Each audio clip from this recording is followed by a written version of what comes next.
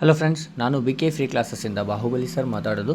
ಈಗಾಗಲೇ Agniveer G D ಸಂಬಂಧಪಟ್ಟಂತೆ G D tradesman WMP ಬಗ್ಗೆ ಆಫೀಸಿಯಲ್ಲಿ ಬಿಟ್ಟಂತಹ 46 ಟೆಸ್ಟ್ಗಳಲ್ಲಿ ನಾವು ಈಗಾಗಲೇ ಬೆಳಗ್ಗೆ ಕ್ಲಾಸಲ್ಲಿ 27ನೇದು ಮುಗಿಸಿದ್ದೀವಿ. ಈಗಿನ ಕ್ಲಾಸಲ್ಲಿ ಟೆಸ್ಟ್ 28ನೇದು ಮುಗಿಸೋಣ. ಯಾವ ರೀತಿ ಕ್ವಶನ್ಸ್ಗಳು ಅಥವಾ ಇನ್ನೊಂದು ಹೇಳ್ತೀನಿ, ವೆರಿ ಇಂಪಾರ್ಟೆಂಟ್ ಪಾಯಿಂಟ್ ಅಂತಂದ್ರೆ 1ನೇ ಟೆಸ್ಟಿಂದ 46 ಟೆಸ್ಟ್ವರೆಗೂ ಸೀರಿಯಲ್ಲಾಗಿ ಸಿಲೆಬಸ್ ಕವರ್ ಆಗಿರುವಂತಹ ಪ್ರೀವಿಯಸ್ ಇಯರ್ ಕೇಳಿದಂತಹ ಪ್ರಶ್ನೆಗಳದಾವ. Very important. ಯಾಕಂತಂದ್ರೆ ಸೀರಿಯಲ್ ಒಂದು ಟಾಪಿಕ್ ಆದಂತಹ ಯಾವ ಕ್ವಶನ್ ರಿಪೀಟ್ ಆಗ್ಯಾವ, ಯಾವ ಟಾಪಿಕ್ ಮೇಲೆ ಜಾಸ್ತಿ ಬಂದವ ಅನ್ನೋದು ಎಲ್ಲ ಗೊತ್ತಾಗ್ಬಿಡುತ್ತೆ. ಓಕೆ, ಅದಕ್ಕೋಸ್ಕರ ವಿಡಿಯೋ ಎಂಡ್ವರೆಗೂ ನೋಡಿರಿ. ಪ್ರೀವಿಯಸ್ ಯಾರು ನೋಡಿಲ್ಲ ಅವರು ಕೂಡ ನೋಡಿರಿ. ಮತ್ತು ಈಗಿನ ಕ್ಲಾಸಲ್ಲಿ 28ನೇ ಟೆಸ್ಟನ್ನು ವಿದಿನ್ 20 ಮಿನಿಟ್ಸ್ ಒಳಗೆ ಮುಗಿಸ್ಲಿಕ್ಕೆ ನಾವು ಟ್ರೈ ಮಾಡೋಣ. Okay, done. ಓಕೆ, ಫಸ್ಟಿಗೆ ನಾವು GKಗೆ ಸಂಬಂಧಪಟ್ಟಂತಹ ಪ್ರಶ್ನೆಗಳನ್ನ ನೋಡ್ತಾ ಹೋಗೋಣ. ಓಕೆ, 1ನೇದು ಕ್ವಶನ್ ಏನದ ನೋಡ್ರಿ. ಅಗ್ನಿಪಥ್ ಯೋಜನೆಗೆ ಮುಖ್ಯವಾಗಿ ಯಾವ ಸಚಿವಾಲಯ ಜವಾಬ್ದಾರಿಯಾಗಿದೆ? Very important. ಇದು ರಕ್ಷಣಾ ಸಚಿವಾಲಯಕ್ಕೆ ಇಂಪಾರ್ಟೆಂಟು. ಅಂದರೆ ರಕ್ಷಣಾ ಸಚಿವಾಲಯಕ್ಕೆ ಅದು ಜವಾಬ್ದಾರಿಯಾಗಿರುವಂತಹ ಒಂದು ಯೋಜನೆ. ನೆಕ್ಸ್ಟು, ಛತ್ತೀಸ್ಗಢನ ರಾಜ್ಯಪಾಲರಾಗಿ 2023ರಲ್ಲಿ ಆಯ್ಕೆಯಾಗಿ ನೇಮಕಗೊಂಡಂಥವರು ಯಾರು ಅಂತಂದ್ರೆ ವಿಶ್ವಭೂಷಣ್ ಹರಿಚಂದನ್. ಅಂದ್ರೆ option number first is right. Next ಬರುವಂಥ 3ನೇ ಪ್ರಶ್ನೆಯನ್ನು ನೋಡ್ರಿ. ಧರ್ಮಗಾರ್ಡಿಯನ್ ಭಾರತ ಮತ್ತು ಯಾವ ದೇಶದ ಜಂಟಿ ವ್ಯಾಯಾಮ ಅಂತಾರೆ? ಭಾರತ ಮತ್ತು ಜಪಾನ್. ಭಾಳಷ್ಟು ಇಂಪಾರ್ಟೆಂಟು, ಭಾಳ ಸಲ ಇದನ್ನು ಕೇಳಿದ್ದಾರೆ. ನೆಕ್ಸ್ಟ್ 4ನೇ ಪ್ರಶ್ನೆ ನೋಡಿರಿ. ಮಹಾತ್ಮ ಗಾಂಧೀಜಿಯವರು ಭಾರತೀಯ ರಾಷ್ಟ್ರೀಯ ಕಾಂಗ್ರೆಸ್ನ ಯಾವ ಅಧಿವೇಶನದಲ್ಲಿ ಭಾಗವಹಿಸಿದರು ಅಂದ್ರೆ 1924ರಲ್ಲಿ ಬೆಳಗಾವಿ ಅಧಿವೇಶನದಲ್ಲಿ ಭಾಗವಹಿಸಿದರು. ನೆಕ್ಸ್ಟು, ದಂಡಿ ಯಾತ್ರೆಯ ಯಾವ ರಾಜ್ಯದಲ್ಲಿ ನಡೆಯುತ್ತಂದ್ರೆ ದಂಡಿ ಯಾತ್ರೆ ಗುಜರಾತಲ್ಲಿ ನಡೆದಂಥದ್ದು. ನೆಕ್ಸ್ಟು, ಚೈತ್ಯಗಳು, ಬೌದ್ಧ ಧರ್ಮದ ಚೈತ್ಯಗಳು, ಬೌದ್ಧ ಸಂಪ್ರದಾಯ ಚೈತ್ಯಗಳು, ಹಿಂದಿನ ಇದರಲ್ಲಿ ಅಲ್ಲಿ ವಿಹಾರಗಳು ಬಂದಿದ್ದು. ಆಮೇಲೆ ವಿಹಾರಗಳಲ್ಲ, ಆ ಭಿಕ್ಷುಗಳ ಏನು ವಾಸಸ್ಥಳಗಳಿದ್ವಲ್ಲ ಅದ್ರ ಬಗ್ಗೆ ಕೇಳಿದರು. ಇಲ್ಲಿ ಚೈತ್ಯಗಳು ಅಂದರೆ ಏನು ಅಂಥೇಳಿ ಕೇಳಿರುವಂಥದ್ದು. ಚೈತ್ಯಗಳು ಅಂತಂದ್ರೆ ಇಲ್ಲಿ ಆರಾಧನಾ ಮತ್ತು ಪೂಜಾ ಸ್ಥಳ ಅಂತೀವಿ. ಇದಕ್ಕೆ ಏನಂತೀವಿ? ಪೂಜೆ ಮಾಡುವಂತಹ ಸ್ಥಳ. ನೆಕ್ಸ್ಟು 7ನೇ ಪ್ರಶ್ನೆ. ಏಪ್ರಿಲ್ 20, 2023ರ ಹೊತ್ತಿಗೆ ಹರಪ್ಪ ನಾಗರಿಕತೆಯ ತಾಣ ಲೋಥಾಲ್ ಪ್ರಾಥಮಿಕವಾಗಿ ಯಾವುದಕ್ಕೆ ಪ್ರಸಿದ್ಧವಾಗಿದೆ ಅಂತಂದಾಗ ಇಲ್ಲಿ ಲೋಥಾಲ್ ಇದು ಯಾವುದಕ್ಕೆ ಸಂಬಂಧ ಹೊಂದಿದೆ ಅಥವಾ ಇದು ಯಾವುದಕ್ಕೆ ಪ್ರಸಿದ್ಧ ಅಂತಂದ್ರೆ ಡಾಕ್ಯಾರ್ಡ್ ಅಂತೀವಿ, ಅಂದರೆ ಹಡಗು ಕಟ್ಟೆಗೆ ಪ್ರಸಿದ್ಧವಾದದ್ದು. 8ನೇ ಪ್ರಶ್ನೆಯನ್ನು ನೋಡ್ರಿ. ಗಿದ್ದಾ ನೃತ್ಯವು ಯಾವ ಒಂದು ರಾಜ್ಯಕ್ಕೆ ಸೇರಿದೆ ಅಂತಂದ್ರೆ ಇದು ಪಂಜಾಬ್ ರಾಜ್ಯಕ್ಕೆ ಸೇರಿರುವಂಥದ್ದು. ನೆಕ್ಸ್ಟು 2022ರ ಹೊತ್ತಿಗೆ ಪ್ರಕಾರ ವಿಸ್ತೀರ್ಣದ ದೃಷ್ಟಿಯಿಂದ ಭಾರತದ ಅತಿ ಸಣ್ಣ ಕೇಂದ್ರಾಡಳಿತ ಪ್ರದೇಶ ಯಾವುದು ಅಂತಂದಾಗ ಲಕ್ಷದ್ವೀಪ ಅತಿ ಸಣ್ಣ ಕೇಂದ್ರಾಡಳಿತ ಪ್ರದೇಶ. ನೆಕ್ಸ್ಟು 10ನೇದು. ತೆಹರಿ ಅಣೆಕಟ್ಟನ್ನು ಯಾವ ನದಿಗೆ ಅಡ್ಡಲಾಗಿ ಕಟ್ಟಲಾಗಿದೆ ಅಂತಂದರೆ ಭಾಗೀರಥಿ ನದಿಗೆ ಅಡ್ಡಲಾಗಿ ಕಟ್ಟಲಾಗಿದೆ. 2011 ಜನಗಣತಿ ಪ್ರಕಾರ ಯಾವ ರಾಜ್ಯ ಅತಿ ಹೆಚ್ಚು ಜನಸಂಖ್ಯಾ ಸಾಂದ್ರತೆಯನ್ನು ಹೊಂದಿದೆ ಅಂತಂದ್ರೆ ಬಿಹಾರ್. ರಾಜ್ಯ ಸರ್ಕಾರಕ್ಕೆ ಸಂಬಂಧಿಸಿದಂತೆ MLA ಇದರ ಪ್ರಸ್ತುತ ಪೂರ್ಣ ರೂಪ ಏನು ಅಂತ ಕೇಳ್ಯಾರ, ವಿಸ್ತೃತ ರೂಪ. Parliament member of legislative assembly ಅಂತೀವಿ, MLA. Okay, option number A is right. Next, Bharat ರಾಷ್ಟ್ರಪತಿಯವರು ರಾಜ್ಯಸಭೆಗೆ ಎಷ್ಟು ಸದಸ್ಯರನ್ನು ನಾಮನಿರ್ದೇಶನ ಮಾಡುತ್ತಾರೆ ಅಂತಂದ್ರೆ 12 ಸದಸ್ಯರನ್ನು ನಾಮನಿರ್ದೇಶನ ಮಾಡಲಾಗುತ್ತದೆ. ದೋಸ್ರಾ ಯಾವ ಕ್ರೀಡೆಗೆ ಸಂಬಂಧಿಸಲಾಗಿದೆ ಅಂತಂದ್ರೆ ಈ ಪದವು ದೋಸ್ರಾ ಎಂಬ ಪದವು ಕ್ರಿಕೆಟ್ಗೆ ಸಂಬಂಧಪಟ್ಟಿದ್ದು. ಮಹಿಳಾ T20 2023 ವಿಶ್ವಕಪ್ ರನ್ನರ್ ಅಪ್ ಅಂದರೆ 2ನೇ ತಂಡ ಯಾವುದು ಅಂತಂದ್ರೆ ದಕ್ಷಿಣ ಆಫ್ರಿಕಾ. ಫಸ್ಟ್ ಯಾವುದದ ಕಮೆಂಟ್ ಮುಖಾಂತರ ತಿಳಿಸ್ರಿ. ಇವು ನಿಮ್ಮ GKಗೆ ಸಂಬಂಧಪಟ್ಟಂತಹ ಪ್ರಶ್ನೆಗಳಾಗಿರ್ತವೆ. ನೆಕ್ಸ್ಟ್ ನೋಡ್ರಿ, ಇದು ಸೈನ್ಸ್ಗೆ ಸಂಬಂಧಪಟ್ಟಿದ್ದು. ಸೂರ್ಯನ ಬೆಳಕು, ಇದನ್ನು ಬಿಳಿ ಬೆಳಕು ಎಂದು ಕರೆಯುತ್ತಾರೆ. ಇದು ಎಷ್ಟು ಬಣ್ಣಗಳನ್ನು ಒಳಗೊಂಡಿದೆ ಅಂತಂದ್ರೆ ಇದು 7 ಬಣ್ಣಗಳನ್ನು ಒಳಗೊಂಡಿದೆ.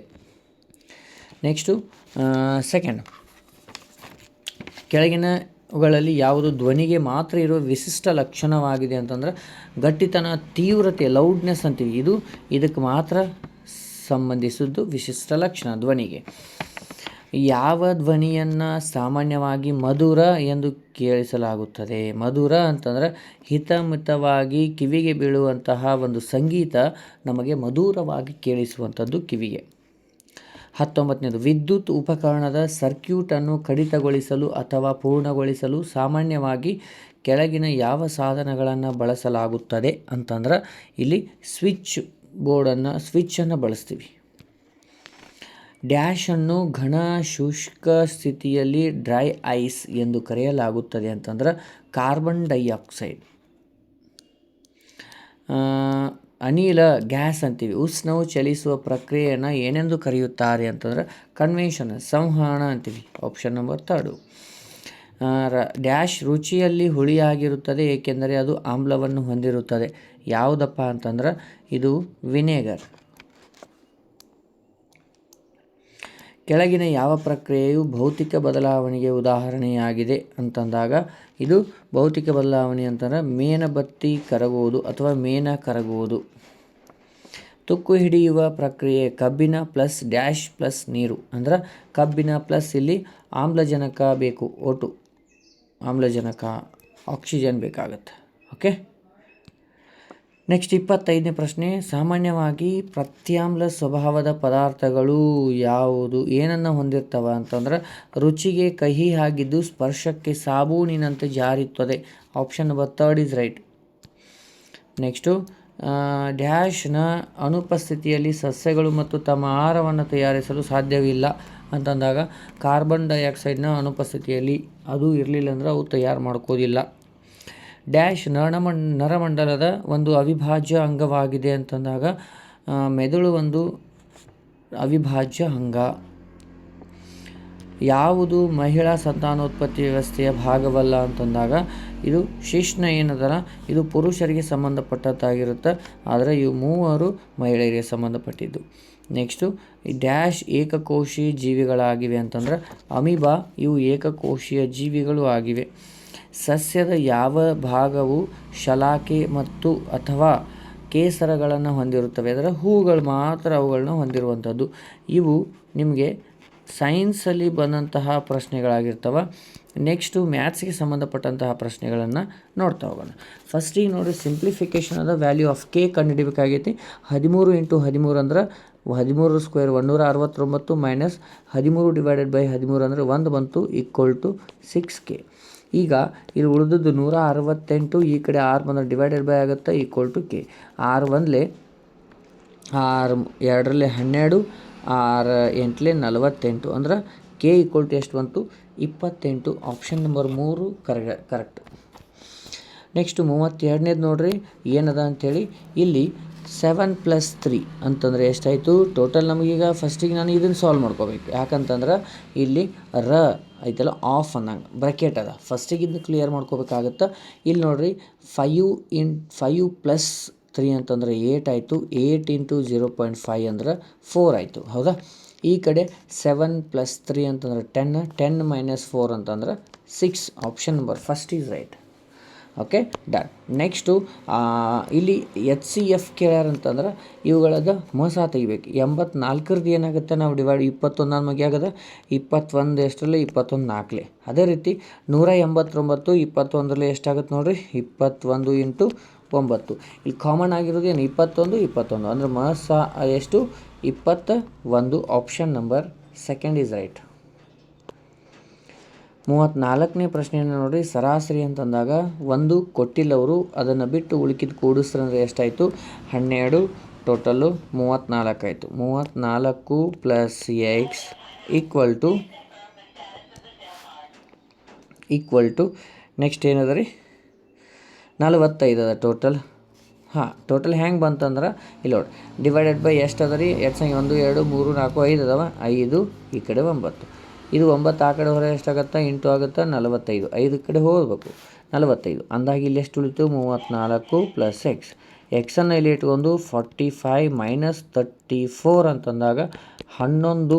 ಆ ಎಕ್ಸನ ಬೆಲೆ ಎಷ್ಟು 11. Option number 2 is right. Next 34ನೇ ಪ್ರಶ್ನೆ ನೋಡಿರಿ. ಅರ್ನವ್, ಮೋಹಿತ್ ಮತ್ತು ರೋಹಿತ್ 3 ಜನ ಅದಾರ. ಅವರ ವಯಸ್ಸುಗಳ ಸರಾಸರಿ 9.5 ಅದ. ಇದನ್ನು ನಾ ಇಂಟು ಮಾಡಿದ ಮೇಲೆ ಎಷ್ಟು ಬರುತ್ತೆ 28.5 ಆಯಿತು. ಮತ್ತು ಆಯುಷ್ ಮತ್ತು ಆರವರ ವಯಸ್ಸು ಕ್ರಮವಾಗಿ 7 ಮತ್ತು 9 ವರ್ಷಗಳಾಗಿವೆ. ಅಂದ್ರೆ ಅವರಿಬ್ಬರದು ವಯಸ್ಸು ಎಷ್ಟು ಅದ ರೀ 7 ಮತ್ತು 9 ಅಂದ್ರೆ ಕೂಡಿಸಿದ್ರೆ 16 ವಯಸ್ಸಾಯಿತು. ಹೌದಾ? ಟೋಟಲ್ ಎಷ್ಟು ಜನ ಆದರೂ 5 ಜನ ಆದರೂ ಇದನ್ನು ಕೂಡಿಸಿದ್ರೆ ಎಷ್ಟಾಯಿತು? 8 2 10 14 44 ಈಗ ಸರಾಸರಿಯನ್ನು ಕೇಳಿದ್ದಾರೆ ನೋಡಿರಿ. 44 × 5 ಡಿವೈಡೆಡ್ ಬೈ 5. ಸಿಂಪ್ಲಿಫೈ ಮಾಡಬೇಕೀಗ. ಯಾವುದರಲ್ಲಿ ಮಾಡ್ತೀರಿ ಅಂತಂದ್ರೆ 5ರಲ್ಲಿ 5 1 5 8ರಲ್ಲಿ 40 .59 45 ಅಂದ್ರೆ 8.9 ಬಂತು. ಎಷ್ಟು ಬಂತು? 8.9. Option number A is right. Very simple ಇರ್ತವ. ಸರಾಸರಿ ಮೇಲೆ ಮಿನಿಮಮ್ 2-3 ಕ್ವಶನ್ಗಳ ಮಾಡೆಲ್ ಟೆಸ್ಟಲ್ಲಿ ಕೊಟ್ಟಾನಂತಂದ್ರೆ ಅಷ್ಟು ಮೇಲೆ ತಿಳ್ಕೊಬೇಕಾಗತ್ತೆ. Okay, done. ನೆಕ್ಸ್ಟ್ ನೋಡಿರಿ, ಎಕ್ಸನ 35% ಅಂದ್ರೆ ಡಿವೈಡೆಡ್ ಬೈ 100 ಈಕ್ವಲ್ ಟು 87.5 ಅಂದರೆ ಎಕ್ಸನ ಬೆಲೆ ಎಷ್ಟು ಅಂತಂದ. ಫಸ್ಟಿಗೆ ಈ 100 ಆ ಕಡೆ ಕಳಿಸ್ಕೊಂಡ್ರೆ ಮಲ್ಟಿಫ್ಲೈ ಆಗುತ್ತೆ. ಅವಾಗ ಎಷ್ಟಾಯಿತು? 8 7 5 0. ಆಮೇಲೆ ಈ 35 ಡಿವೈಡೆಡ್ ಬೈ ಆಗುತ್ತೆ. ಹೌದಾ? ಈಗ 5 7ರಲ್ಲಿ 35, 5 1ರಲ್ಲಿ 5 7 35, ಆಮೇಲೆ 2 ಉಳಿತು, 5 25 0. ಅಂದ್ರೆ ನಮಗಿಲ್ಲಿ ಉಳಿದದ್ದು ಏನದ ರೀ? ಬರೀ 71750 ಡಿವೈಡೆಡ್ ಬೈ 7. 7 1 7 2ರಲ್ಲಿ 14, 14 3 ಉಳಿತು, 7 5 35, 1 0. ಅಂದರೆ ಟೋಟಲ್ ಎಷ್ಟು ಬಂತು? 250 ಎಕ್ಸನ ಬೆಲೆ. 37ನೇ ಪ್ರಶ್ನೆ ನೋಡ್ರಿ. ಒಂದು ಕಚೇರಿಯ ಮಹಿಳಾ ಉದ್ಯೋಗಿಗಳ ಸಂಖ್ಯೆ 32, ಪುರುಷರದು 54 ಆದ್ರೆ ಮಹಿಳಾ ಮತ್ತು ಪುರುಷರ ಮತ್ತು ಮಹಿಳಾ ಉಲ್ಟಾ ಕೊಟ್ಟಾನ ನೋಡ್ರಿ. ಫಸ್ಟಿಗೆ ಮಹಿಳಾ ಕೊಟ್ಟಾನ. ನನಗೆ ಏನು ಕೇಳ್ಯಾನ? ಫಸ್ಟ್ ಪುರುಷರು, ಆಮೇಲೆ ಮಹಿಳೆಯರು. ಪುರುಷರು ಎಷ್ಟದ? 54. ಫಸ್ಟ್ ಬರಿಬೇಕು ನಾ ಇದು, ಆಮೇಲೆ ಮಹಿಳೆಯರನ್ನು. ಇದ್ರ ಅನುಪಾತ ಎಷ್ಟು ಎಲ್ಲಿವರೆಗೂ ಭಾಗ ಹೋಗುತ್ತೆ ಅಲ್ಲಿವರೆಗೂ ಹೊರಟ್ರಿ. 2ರಲ್ಲಿ 2 2ರಲ್ಲಿ 2 7ರಲ್ಲಿ, ಹೌದಾ? ಆಮೇಲೆ 2 1ರಲ್ಲಿ 2 6ರಲ್ಲಿ. ಇನ್ನು ಹೋಗಂಗಿಲ್ಲ ಅಂತಂದಾಗ 27:16 ನೋಡಿರಿ. ಉಲ್ಟಾ ಬರ್ದ್ರೂ ಇಲ್ಲ, ಒಂದೇದಾಗ ಕೊಟ್ಟಾನ. ಅದು ತಪ್ಪಾದ ಆನ್ಸರು. ಕೊಟ್ಟಿರುವಂಥ ಪ್ರಶ್ನೆಯಲ್ಲಿ ಕೊನೆವರೆಗೂ ಓದಬೇಕಾಗಿದ್ದು ಭಾಳಷ್ಟು ಇಂಪಾರ್ಟೆಂಟು. 37 ಆಯಿತು. 38ನೇ ಪ್ರಶ್ನೆ ನೋಡಿರಿ. ಇಲ್ಲಿ ಹಿತೈಷಿನ ಸಂಬಳ. ಇಲ್ಲಿ ನೋಡಿರಿ, ಟೋಟಲ್ ಆಗಿ ಅವ್ರು ಕೇಳಿದ್ದು ಒಂದಿಷ್ಟು ಮೊತ್ತವನ್ನು ಕೊಟ್ಟಾರ. 1,50,000. ಅವರ ಅನುಪಾತ ಎಷ್ಟದ? 5:3 ಅದ. ಓಕೆ, 5:3. ಹೌದಾ? ಟೋಟಲ್ ಎಷ್ಟಾಯಿತು? ಅನುಪಾತ 8 ಆಯಿತು. ಅಂದಾಗ ಹಿತೇಶಂದು ಟೋಟಲ್ 8 ಅದ. ಹೌದಾ? ಹಿತೇಶಿಂದ ಎಷ್ಟದ? 3 ಅದ. ಹೌದಾ? ಹಂಗಾದ್ರೆ 1.5 ಲಕ್ಷ ಒಳಗೆ ಎಷ್ಟು ಸಿಗ್ತಾವ ಅವನಿಗೆ ಅಂತ ಕೇಳಿದ್ದು. ಸಿಂಪ್ಲಿಫೈ ಮಾಡಿರಿ, ಇಲ್ಲ ಟೋಟಲ್ ಇಂಟು ಮಾಡಿರಿ. 15 3 ಎಷ್ಟು? 45. 3 0 ಡಿವೈಡೆಡ್ ಬೈ 8. ಈಗ ಡಿವೈಡ್ ಮಾಡಿರಿ. 8 1 8, 8 6 42. ಹೌದಾ? 8 6 42. ಇಲ್ಲ, 8 6 40, 8 5 8 6 48 ಅಲ್ಲ, ಸಾರಿ. 8 5ರಲ್ಲಿ 40. ಹೌದಾ? 8 5 40. ಇನ್ನು ಎಷ್ಟು ಉಳಿತು? 8 5 40. 8 6 48. ಆಮೇಲೆ 8 2ರಲ್ಲಿ 8 8 0. ಅಂದ್ರೆ 56,250. ಸಾರಿ, 250. Option number first is right. Simple. Okay, ಇಲ್ಲ ಪಾರ್ಟ್ಸ್. ಈಗ 8 ಅಂದ್ರೆ 1.5 ಲಕ್ಷ. ಹೌದಾ? 1.5 ಲಕ್ಷ. ಅದೇ ರೀತಿ ಟೋಟಲು 3 ಅಂದರೆ ಎಷ್ಟು ಮಾಡಿದ್ರು ಅದು ಬರುತ್ತೆ. ಆದರೆ ದೊಡ್ಡ ಲಕ್ಷಗಟ್ಟಲೆ ಬಂದಾಗ ನಾನು ಈ ಥರ ಮಾಡಿಕೊಟ್ಟೆ. ಡನ್. ಓಕೆ, ನೆಕ್ಸ್ಟ್ ಕ್ವಶನ್ 39ನೇ ನೋಡಿರಿ. ಇಲ್ಲಿ ಭಾಳಷ್ಟು ಇಂಪಾರ್ಟೆಂಟ್ ಕ್ವಶನ್ ಇದು. 250 ಮೇಲಿನ ಸರಳ ಬಡ್ಡಿ ಅಂತಂದ್ರೆ ನಮಗೆ ಅಸಲು ಕೊಟ್ಟಾರಿ. ಫಾರ್ಮುಲಾ ಏನದ? Simple interest equal to PTR divided by 100. ಹಿಂಗೆ ಕೊಟ್ಟಾಗ ನಾವು ಫಸ್ಟಿಗೆ ಏನು ಕ್ಯಾಲ್ಕುಲೇಷನ್ ಮಾಡಬೇಕು?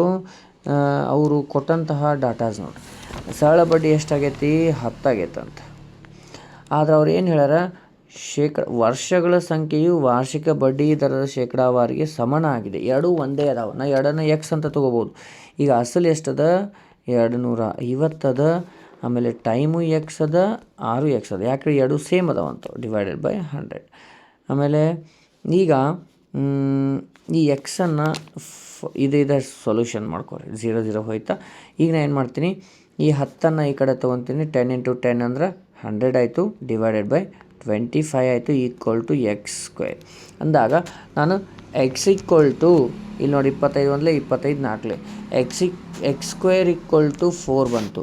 ಅದೇ ಎಕ್ಸ್ ಈಕ್ವಲ್ ಟು √4 ಅಂತಂದಾಗ ನಮ್ಮದು ಎಕ್ಸ್ ಈಕ್ವಲ್ ಟು ಎಷ್ಟು ಬಂತು, 2. ಅಂದ್ರೆ ವಾರ್ಷಿಕ ಬಡ್ಡಿ ದರ 2, ವರ್ಷಗಳು ಕೂಡ 2. Option number second is right. ಸ್ವಲ್ಪ ಡಿಫ್ರೆಂಟಾಗಿ ಕೇಳ್ತಾ ಹೋಗ್ಯಾರ ಪ್ರತಿಯೊಂದು ಕ್ವಶನ್ಗಳು. ನೆಕ್ಸ್ಟು ರಿತೇಶ್ 350 ಮೀಟರ್ ದೂರವನ್ನು 7 ಮೀಟರ್ ಪರ್ ಸೆಕೆಂಡಲ್ಲಿ ಹೋದರೆ ಎಷ್ಟು ಸಮಯದಲ್ಲಿ ಹೋಗುತ್ತಾನೆ? ಟೈಮ್ ಕೇಳಾರ. Time equal to distance divided by speed. Okay, put the value 350 divided by 7. 7 1 7 5 35 0 ಅಂದ್ರೆ 50 ಕಿಲೋಮೀಟರ್ 50 ಟೈಮ್ನ ಮೌಲ್ಯ ಟಿನ ಮೌಲ್ಯ 50 ಸೆಕೆಂಡನ್ನು ತೆಗೆದುಕೊಳ್ಳುವಂಥದ್ದು. 41ನೇ ಪ್ರಶ್ನೆ ನೋಡಿರಿ. ಇದು ಈ 33 ಸ್ಕ್ವೇರ್ ಮೈನಸ್ 31 ಸ್ಕ್ವೇರ್ ಮಾಡಿ ಮೈನಸ್ ಮಾಡೋದು ಇಲ್ಲಪ್ಪ ಅಂತಂದ್ರೆ ಇದು ಫಾರ್ಮುಲಾ ಅದಾವೆ. ಏನು, A square minus B square equal to A minus B into A plus B. So ಇಲ್ಲಿ ಎ ಅಂತಂದರೆ ಎಷ್ಟು ಅದ, 33 ಸ್ಕ್ವೇರ್ ಅದ. ಬಿ ಅಂತಂದ್ರೆ 31 ಅದ, ಅದ್ರ square equal to A minus B ಅಂದ್ರೆ 33 minus 31. Next 33 plus 31 means 33 minus 31 ಅಂತಂದಾಗ ಎಷ್ಟು ಉಳಿತಪ್ಪ, ಇಲ್ಲಿ 2 ಮಾತ್ರ ಉಳಿತದ. ಇಲ್ಲಿ 64 ಆಗುತ್ತೆ. ಹೌದಾ, 64 into 2 means 128. Option number first is right. Very very important ಆಗಿರುತ್ತೆ. ಯಾಕಂತಂದ್ರೆ ಯಾವ ಹಿಂದಿನ ಕ್ವಶನ್ಗಳನ್ನು ಕ್ರಮವಾಗಿ ನೋಡ್ರಿ ಅಂತೇಳಿ ಇದಕ್ಕೆ ಹೇಳೋದು. Step by step, question paper by question paper ಸ್ವಲ್ಪ ಕ್ವಶನ್ಗಳನ್ನು ಚೇಂಜ್ ಮಾಡ್ತಾ ಹೋಗಿದ್ದಾನೆ ಅಷ್ಟೇ. ಇದಾದರೆ ನೆಕ್ಸ್ಟ್ ಕ್ವಶನ್ ಯಾವ ಥರ ಅದ ನೋಡ್ರಿ. ಇಲ್ಲಿ X plus Y equal to 5, X Y equal to 3 ಆಗಿದ್ದರೆ X square plus Y square plus X Y ಅಂದರೆ ಎಷ್ಟು? ಇಲ್ಲಿ ಅವ್ರು ಕೊಟ್ಟಂಥದ್ದು ನೋಡಿರಿ, X square plus Y square plus X Y. Okay, done. ಇಲ್ಲಿ ಕೊಟ್ಟಂತಹ ವ್ಯಾಲ್ಯೂಸನ್ನು ಪುಟ್ ಮಾಡಿರಿ. ಓಕೆ, ಏನದ ಅಂತೇಳಿ ಇಲ್ಲಿ ನೋಡಿರಿ, ಎಕ್ಸ್ ಅದ, ಎಕ್ಸ್ ಪ್ಲಸ್ ವೈ ಅಂದರೆ ಎಷ್ಟು ಅದ, 5 ಅದ. 2ಕ್ಕೂ ಸ್ಕ್ವೇರ್ ಅದ, ನಾನು ಸ್ಕ್ವೇರ್ ಬರಿತೀನಿ. ನೆಕ್ಸ್ಟು ಅಥವಾ ಇಲ್ಲಿ ನೋಡಿರಿ, ಇನ್ನೊಂದು ಹೇಳ್ತೀನಿ, ಇದ್ರದ್ದು ನಾನು ಚೇಂಜ್ ಮಾಡ್ಕೋತೀನಿ ಫಾರ್ಮುಲಾ. ಇದನ್ನು ಹ್ಯಾಂಗೆ ಬರಿಬೋದು ಅಂತಂದ್ರೆ X plus Y square minus X Y. Okay, ಇದ್ರ ಈಕ್ವಲ್ ಟು ಈಗ ಎಕ್ಸ್ ಪ್ಲಸ್ ವೈ ಕೊಟ್ಟಿದ್ದಾರೆ, ಎಷ್ಟದ 5 square minus 3 means 25 minus 3 means 22 is the final answer. Option number second is right. ಇದಾದ ನಂತರ 43ನೇದು ನೋಡ್ರಿ, ಆ್ಯಂಗಲ್. ಇಲ್ಲಿ ಏನು ಕೊಟ್ಟಿದ್ದಾರಪ್ಪ ಅಂತಂದ್ರೆ ಎರಡು ಆ್ಯಂಗಲ್ಗಳನ್ನು ಕೊಟ್ಟಿದ್ದಾರೆ. ಎ ಈಕ್ವಲ್ ಟು ಕೊಟ್ಟಾರ, ಬಿ ಕೊಟ್ಟಾರ. ಎಕ್ಸನ ಬೆಲೆ ಎಷ್ಟು ಅಂತಂದಾಗ ನಮಗೆ ಟೋಟಲ್ ಆಗಿ 5x ಆಮೇಲೆ ಇನ್ನೊಂದು 4x ಅದ ಈಕ್ವಲ್ ಟು 9x ಆಗುತ್ತೆ. 9 ಅಂತಂದ್ರನ ಅವರು ಕೊಟ್ಟಂತಹ ಒಂದು ವ್ಯಾಲ್ಯೂ ಏನದ ಅಂತಂದ್ರೆ ಕೊಟ್ಟಿರಂಗಿಲ್ಲ. ತ್ರಿಭುಜ ಅಂತಂದ್ರೆ ಒಟ್ಟು ವ್ಯಾಲ್ಯೂ ನನಗೆ 180. ಇದಕ್ಕೆ ಎಷ್ಟು ಇಂಟು ಮಾಡ್ಯಾರ, ಈ ಎಕ್ಸ್ ಜಾಗದಾಗ ಏನು ಬರ್ತದ ಅಂಥೇಳಿ ಅಷ್ಟೇ ಕೇಳೋರು. ಅಂದರೆ 9, 2ರಲ್ಲಿ 18, 1 0 ಅಂದರೆ ಎಕ್ಸ್ ಜಾಗದಾಗ 20 ಹಾಕಿದ್ರೆ ನನಗೆ 180 ಬರುತ್ತೆ. ಸೊ ಅದೇ ವ್ಯಾಲ್ಯೂವನ್ನು ಕೇಳಿರುವಂಥದ್ದು. Option number first is right. 44ನೇ ಪ್ರಶ್ನೆಯನ್ನು ನೋಡ್ರಿ. ಇಲ್ಲಿ ಒಂದು ಚಿತ್ರ ಕೊಟ್ಟಿಲ್ಲ, ಮಿಸ್ ಆಗ್ಯದ. ಇಲ್ಲಿ ಕೊಟ್ಟಂತಹದ್ದು ಏನು ಕೇಳ್ಯಾರ ಅಂತಂದ್ರೆ ಒಂದು ತ್ರಿಭುಜ ಅದ, ಅದರಲ್ಲಿರುವಂತಹ CAD ಅನ್ನೋದನ್ನು ಅದು ಒಂದು ಆ್ಯಂಗಲ್ ಅದ, ಅಲ್ಲಿರುವಂತಹ ಒಂದು ಎಮ್ ಮತ್ತು ಎನ್ಗಳದಾವ, ಅವುಗಳಿಗೆ ಸಂಬಂಧಿಸಿದಂತೆ ಕೇಳ್ಯಾರ. ಓಕೆ, ನಾಟ್ ಏನು ಕೇಳ್ಯಾರ, ಫಸ್ಟಿಗೆ ಆ್ಯಂಗಲ್ AB ಈಕ್ವಲ್ ಟು ಅವ್ರು ಕೊಟ್ಟದ್ದು ನಾ ಬರೀತೀನಿ. AB equal to AC means angle C equal to angle B ಅಂತಂದಾಗ ಇದು ಎಷ್ಟದ, 65 ಡಿಗ್ರಿ ಅದ. ಓಕೆ, 65 ಡಿಗ್ರಿ ಅದ. ಇನ್ನೊಮ್ಮೆ ತೋರಿಸ್ತೀನಿ ನೋಡ್ರಿ, ಇಲ್ಲದ 65 ಡಿಗ್ರಿ ಇಲ್ಲಿ ಕೊಟ್ಟಿರೋ 65 ಡಿಗ್ರಿ. ಹೆಂಗಂತಾರೆ ಇನ್ನೊಮ್ಮೆ ಬರಿತೀನಿ, AB equal to AC means angle C equal to angle B equal to 65 degree. Okay, ಹಾಗಾದ್ರೆ angle C A D equal to angle B plus angle C ಅಂತಂದಾಗ ಆ್ಯಂಗಲ್ ಬಿನು 65, ಇದು 65, ಅಂದ್ರೆ ಟೋಟಲ್ ಎಷ್ಟಾಯಿತು 130 ಡಿಗ್ರಿ. ಅಂದರೆ ಕೆಲವೊಂದು ಕ್ವಶನ್ಗಳನ್ನು ಈ ಥರ ಕೇಳಿರ್ತಾನವ, ಎರಡೂ ಆ್ಯಂಗಲ್ಗಳು ಸೇಮ್ ಇರ್ತವೆ. ಅವ್ರು ಯಾಕೆ ಸೇಮ್ ಇದಾವೆ ಅಂತಂದ್ರೆ angle A B equal to angle A C ಅಂತ ಅವರಾಗೆ ಕೊಟ್ಟಿರ್ತಾರೆ. Okay, done. 130 degree option number second. 45ನೇ ಪ್ರಶ್ನೆಯನ್ನು ನೋಡಿರಿ. 196 ಸೆಂಟಿಮೀಟರ್ ಸ್ಕ್ವೇರ್ ಹೊಂದಿರುವಂತಹ ಚೌಕದ ಬದಿಯು ಸಮಾನವಾದ ತ್ರಿಜ್ಯವನ್ನು ಹೊಂದಿರುವಂತಹ ವೃತ್ತದ ಸುತ್ತಳತೆ ಎಷ್ಟು? ವೆರಿ ಇಂಪಾರ್ಟೆಂಟ್ ಕ್ವಶನ್ನ, ಎಂಡ್ವರೆಗೂ ಕ್ವಶನನ್ನು ನೋಡಿರಿ. ಯಾಕಂತ ಡಿಫ್ರೆಂಟ್ ಕ್ವಶನ್ಗಳು ಬರ್ತಿರ್ತಾವೆ, ಅದಕ್ಕೆ ಎಂಡ್ವರೆಗೂ ಎಲ್ಲ ಟೆಸ್ಟನ್ನು ಬಿಡಿಸೋದು. Okay, done. ಚೌಕದ ವಿಸ್ತೀರ್ಣ ಅಂತಂದಾಗ ನಮ್ದು ಏನದ formula, A square equal to A equal to A square. A equal to 196 A square ಗೊತ್ತಿಲ್ಲ ಅಂದಾಗ ಎ ಈಕ್ವಲ್ ಟು ಎಷ್ಟು ಸ್ಕ್ವೇರ್? ಇದು 14 ಸ್ಕ್ವೇರು. ಅಂದ್ರೆ ಈ 14 ಅಂದ್ರೆ ಆರ್ ಈಕ್ವಲ್ ಟು 14 ಇಲ್ಲಿ ಕೊಟ್ಟಾನ. ಒಂದು ಬದಿಯ ಉದ್ದಕ್ಕೆ ಸಮಾನವಾದ ತ್ರಿಜ್ಯ, ಇದು ನಂಗೆ 6 ಬಂತು. ಈಗ ನಾವು ಒಂದು ವೃತ್ತದ ವಿಸ್ತೀರ್ಣವನ್ನು ಪರಿಧಿ ಸುತ್ತಳತೆ ಕಂಡಿಡಿ ಅಂತಂದಾಗ ಸುತ್ತಳತೆ ವೃತ್ತದ್ದು ಏನದಪ್ಪ ಅಂತಂದ್ರೆ 2πr. ಓಕೆ, 2πr ಅಂತಂದಾಗ 2 × 22/7 ಇಂಟು r ಅಂತಂದ್ರೆ 14. 7 1 7 2 4 22 4 88 ಸೆಂಟಿಮೀಟರ್. ಆಪ್ಷನ್ ನಂಬರ್ 3 ಸರಿಯಾದ ಉತ್ತರ. ಇವು ಮ್ಯಾಥ್ಸ್ಗೆ ಸಂಬಂಧಪಟ್ಟಂತಹ ಪ್ರಶ್ನೆಗಳು ನೋಡಿರಿ. ಯಾವ ರೀತಿ ಕ್ವಶನ್ಗಳನ್ನು ಪ್ರತಿ ಒಂದು ಸೆಟ್ ಒಳಗೆ ಚೇಂಜಸ್ ಆಗ್ತಾ ಹೋಗ್ಯಾವ. ನೆಕ್ಸ್ಟ್ ಕ್ವಶನನ್ನು ನೋಡಿರಿ. ಇಲ್ಲಿ ರೀಸನಿಂಗ್ ಸಂಬಂಧಪಟ್ಟಂತಹ ಪ್ರಶ್ನೆಗಳು. 1ನೇ ಪ್ರಶ್ನೆಯನ್ನು ನೋಡಿರಿ. ಎಫ್ ಆದಮೇಲೆ ಎಚ್ ಆದಮೇಲೆ ಜೆ ಆದಮೇಲೆ ಎಲ್, ಹೌದಾ? ಇಲ್ಲಿ ಏನು ಮಾಡ್ಯಾನ +2 ಮಾಡ್ಕೊತ ಹೋಗ್ಯಾನ. ಹಾಗಾಗಿ ನೆಕ್ಸ್ಟ್ ಇಲ್ಲಿ ಏನು ಮಾಡ್ಯಾನ ಆರ್ ಆದಮೇಲೆ ಕ್ಯೂ ಬರ್ದಾನ, ಕ್ಯೂ ಆದಮೇಲೆ ಪಿ ಬರ್ದಾನ, ಪಿ ಆದಮೇಲೆ ಓ ಬರ್ದಾನ. ನೆಕ್ಸ್ಟ್ ಯಾವ್ದು ಬರುತ್ತೆ? ಓಕೆ, ಹಿಂಗಾದ್ರೆ ಇಲ್ಲಿ ಏನು ಮಾಡ್ಯಾನ -1 ಮಾಡ್ಕೊತ ಹೋಗ್ಯಾನ. ಹಾಗಾದ್ರೆ ಇಲ್ಲಿ +2 ಅಂತಂದರೆ ಎಲ್ ಆದಮೇಲೆ ಯಾವ್ದು ಬೇಕು? ಎನ್. ಆಮೇಲೆ ಓ ಎರಡನೇ ಹಿಂದೆ ಅಕ್ಷರ ಅದು ಎನ್ ಬರಬೇಕು, ಅಂದರೆ N. Option number last is right. Very simple. ABCD ಹಿಂದೆ ಇರುವಂತಹ ಸಂಖ್ಯೆಗಳು ಮುಂದೆ ಇರುವಂತಹ ಸಂಖ್ಯೆಗಳು ಗೊತ್ತಿರಬೇಕು. ಆಮೇಲೆ ಅವುಗಳ ಸ್ಥಾನ ಬೆಲೆಗಳು ಗೊತ್ತಿರಬೇಕು. ನೆಕ್ಸ್ಟು 47ನೇ ಕ್ವಶನನ್ನು ನೋಡಿರಿ.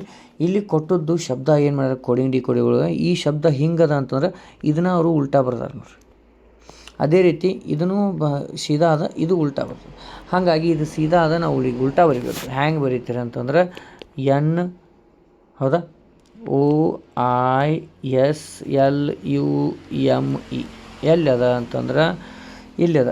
NO ಅಂದ್ರೆ ಇದು ಬರೋಂಗಿಲ್ಲ, ಒಂದೇದ. NOIS ಎರಡನೇದು ಬರೋಂಗಿಲ್ಲ.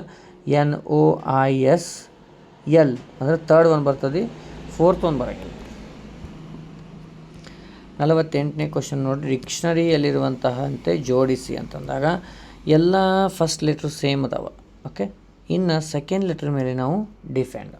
ಈಗ ಫಸ್ಟ್ ಬರುವಂಥದ್ದು ಯಾವುದಪ್ಪ ಅಂತಂದ್ರೆ ಒಂದೇದ ಬರುತ್ತೆ. GOA ಐತಿಲ್ಲ, ಎ ಫಸ್ಟ್ ಲೆಟ್ರ್ ಇದೆ ಅಂದ್ರೆ ಒಂದೇ ಫಸ್ಟ್ ಬರುತ್ತೆ. ಅಂದ್ರೆ ಥರ್ಡು ಫೋರ್ತು ಆಪ್ಷನ್ ಹೋದು. ನೆಕ್ಸ್ಟು ನೆಕ್ಸ್ಟ್ ಬರುವಂಥದ್ದು ಅದು ಕೂಡ ಜಿನ ಅದಲ್ಲ, ಓ ಎರಡು ಸಲ ಅಂತಾರೆ, ಎರಡನೇ ಲೆಟ್ರ್ ಬರುತ್ತೆ, ಹೌದಾ? ನೆಕ್ಸ್ಟ್ ಯಾವ್ದು ಬರುತ್ತಪ್ಪ ಅಂತಂದ್ರೆ GRI ಅದ ನೋಡಿರಿ. ಆಯ್ ಅದ ಅಂತಂದ್ರೆ 5ನೇ ಲೆಟ್ರ್ ಬರುತ್ತೆ. ಅಂದ್ರೆ 1 2 5 ಎಲ್ಲದ ನೋಡಿರಿ.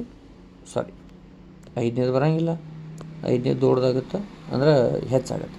4ನೇದು ಬರುತ್ತೆ ನೋಡಿ, GRA ಅದ, ಇಲ್ಲಿ ಆಯ್ ಅದ, ಇಲ್ಲಿ ಎ ಅದ ನೋಡಿ. ಅಂದರೆ ಫಸ್ಟಿಗೆ 4ನೇದು ಬರುತ್ತೆ. 1 2 4 ಅಂದ್ರೆ option number second is right. Okay, ಇಷ್ಟೇ ಅದ, ಪೂರ್ತಿ ಮಾಡೋ ಅವಶ್ಯಕತೆ ಇರೋಂಗಿಲ್ಲ. ಡನ್. ಓಕೆ, ನೆಕ್ಸ್ಟು 49ನೇ ಕ್ವಶನ್ ನೋಡಿರಿ. ಇಲ್ಲಿ ಏನು ಕೇಳಾರಪ್ಪ ಅಂದ್ರೆ ಒಂದು ಸಂಖ್ಯೆ ಇರ್ಬೇಕಾ, ಒಂದು ಸಂಖ್ಯೆ ತಕ್ಷಣದ ನಂತರ ಒಂದು ಸಿಂಬಾಲ್ ಇರ್ಬೇಕು. ಸೇಮು ಹ್ಯಾಂಗಂತಂದ್ರೆ ಇಲ್ಲಿ ಹೇಳ್ತೀನಿ ನೋಡಿರಿ. ಒಂದು ಸಂಖ್ಯೆ ಇರ್ಬೇಕಾ,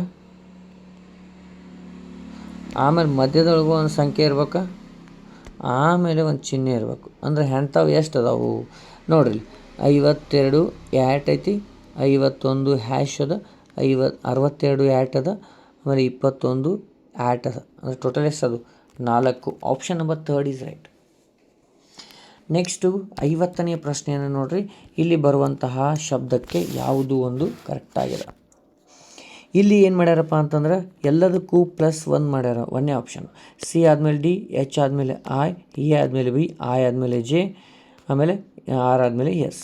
DIBJS, DIBJS option number 1 is right. So ಈ ರೀತಿ ನಿಮ್ಮದು ಟೆಸ್ಟ್ ನಂಬರ್ 28 ಆಯಿತು. ಓಕೆ, 28th ಟೆಸ್ಟ್ ಮುಗೀತು. ಮತ್ತೆ ಟೈಮ್ ಸಿಕ್ತಂದ್ರೆ ಇವತ್ತೇ ಮಾಡ್ತೀನಿ, ಇಲ್ಲ ನಾಳೆ ಕ್ಲಾಸಲ್ಲಿ. ನೆಕ್ಸ್ಟ್ ಕ್ಲಾಸಲ್ಲಿ ನಾನು ಏನು ಮಾಡ್ತೀನಿ, 29 ಆ್ಯಂಡ್ 30 ಎರಡನ್ನು ಸೊಲ್ಯೂಷನನ್ನು ನಿಮ್ಮ ಮುಂದೆ ತರ್ತೀನಿ. ಅಲ್ಲಿವರೆಗೂ ಯಾರು ಪೂರ್ತಿ ಕ್ಲಾಸಸ್ ನೋಡಿಲ್ಲ, ಪ್ರೀವಿಯಸ್ ಏನು ಗ್ಯಾಪ್ ಅದಾವ ಅನ್ನೆಲ್ಲ ನೋಡ್ಕೊರಿ. ಮತ್ತೆ ಮುಂದಿನ ಕ್ಲಾಸಲ್ಲಿ ಭೇಟಿ ಆಗ್ತೀನಿ. ಜೈ ಹಿಂದ್.